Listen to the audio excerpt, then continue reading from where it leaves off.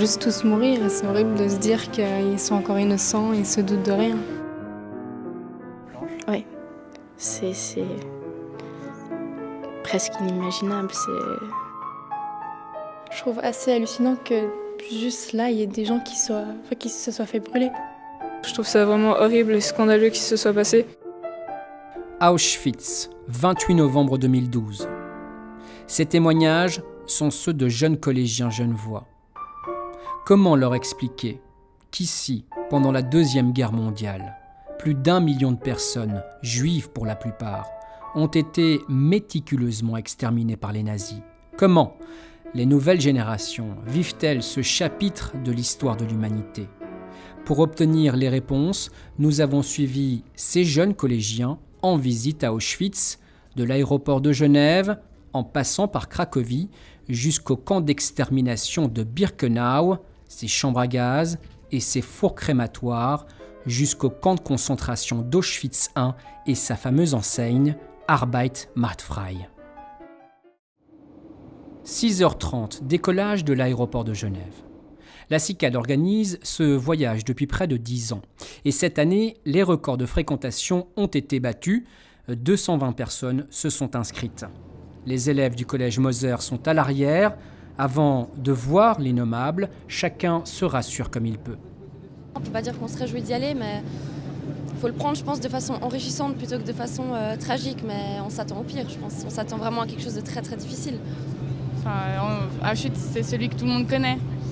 Mais c'est le plus connu. Mais moi, j'ai hâte de voir vraiment comment c'est et qu'est-ce qu'il y a d'aussi spécial par rapport aux autres et tout ça.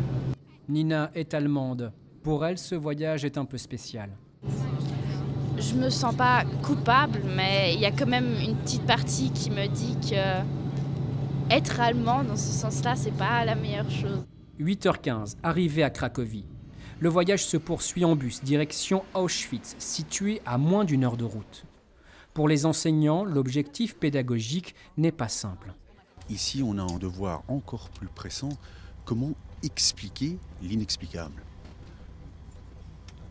Et ça, je pense qu'il faut le vivre. Sur la route, et pour préparer les élèves, des recueils sont distribués.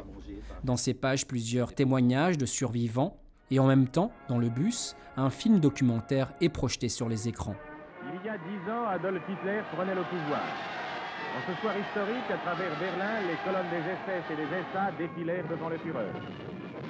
Pour eux, ça devait être horrible. Ça donne froid dans le dos. J'ai beaucoup de peine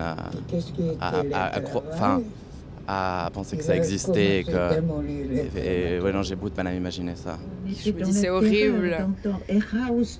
Mais maintenant c'est mieux. Donc j'espère que ça pourra faire que ça se repasserait moins ou plus. 10h15, tout le monde arrive à Auschwitz II. À suivre demain la visite de cet immense camp d'extermination de Birkenau, ces derniers baraquements où s'entassaient les détenus, ces miradors et les vestiges des chambres à gaz et les fours crématoires détruits par les nazis quelques heures avant l'arrivée des soviétiques, c'était en janvier 1945.